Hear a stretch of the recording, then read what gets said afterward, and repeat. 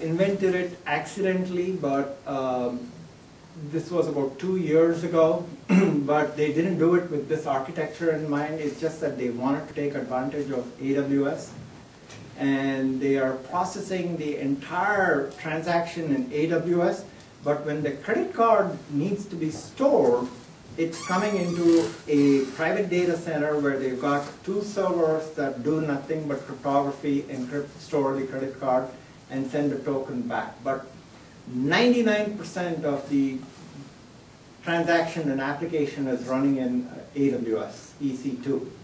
And it's all being stored in their machine image.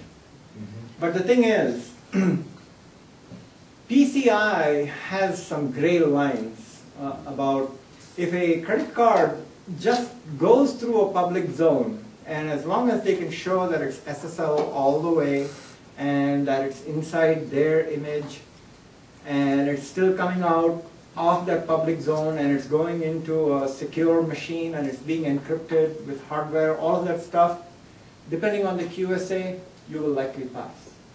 But if the QSA happens to know about cryptography, they're going to say, well, how can you trust that the SSL termination in the cloud, because there's a private key over there for the SSL connection, how do you know you have control over that private key? Technically, you don't. Because if you set up a web server in EC2 and you set up a certificate to do SSL, the private key is in the EC2 image, which implies that whoever has control over the hypervisor has control of that private key if they wanted to. They could very easily make a copy of the private key, insert a man-in-the-middle type of an attack, using your private key, decrypt your data, and funnel it off. Entirely possible. You have no control over that key. And there are plenty of other attacks that you can conceive of. Lots of. Lots of. So the just one. scenario that you're describing is again, e-commerce. But it could be anything. It could be anything, Mitch. Give me an example. Or actually, let me finish this. So, the web application in the regulated zone takes the credit card number, sends it to an appliance that encrypts it, tokenizes it, gets the token back, which is completely unintelligible data, and the web application through a web service just stores the token. Now, behind the scenes, in the headers, the HTTP headers, there's obviously a transaction ID that's tying all this together. But if you actually looked into the database of the public zone, it's just all numbers and stuff that you wouldn't even be able to tie or associate to anybody. You wouldn't be able to recognize your own transaction. You can do the same thing with a private cloud also, like Eucalyptus. It doesn't have to be a public cloud.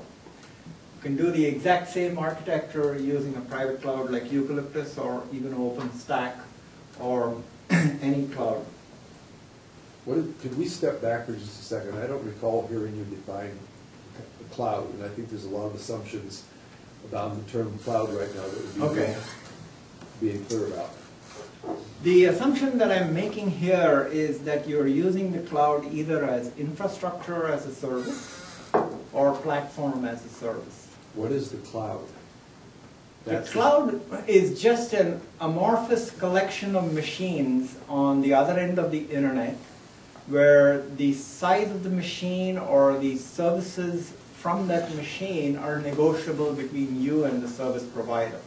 So I think from his perspective, the difference between cloud and the in-house is that you don't have control over the machine. Well, everything else is padding. So what I'm saying is the private cloud is not a cloud by the definition you're using. Exactly. There's a gray space here that we sort of jumped over there. That a lot of people might use a private cloud as a stepping stone towards going to the public cloud. Only because they may want to test the waters to see, does this thing hold water?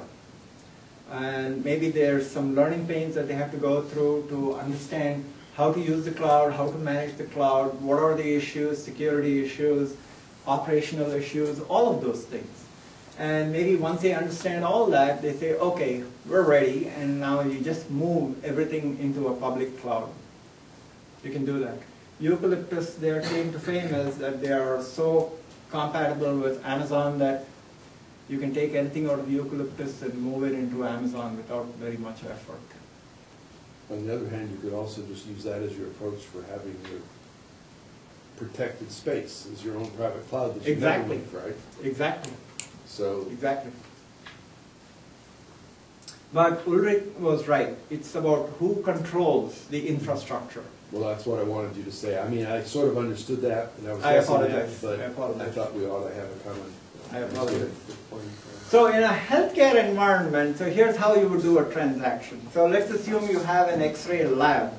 You've gone there, you've taken an X-ray, and now this X-ray lab is affiliated with a hospital, and they need to upload the diagnosis and the image into the hospital. And the hospital has decided they're going to use a cloud to handle all of this.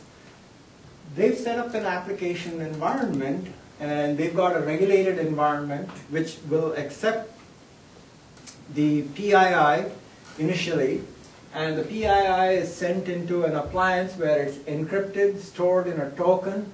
It comes back into the browser header, and it all gets stored in the public cloud with non-PII data.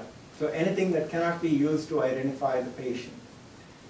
All of this is seamless to the user because it's happening as part of the transaction. The redirect and the headers are carrying that information. Now she's ready to upload the X-ray. So this is part of the transaction. It was developed by the hospital, let's say, or the provider who gave them the application. Because the web application recognizes that this is sensitive data, X-ray is being uploaded, the browser automatically sends the transaction into the regulated zone. The X-ray is sent by the web application to another device that can encrypt large files of any size, generates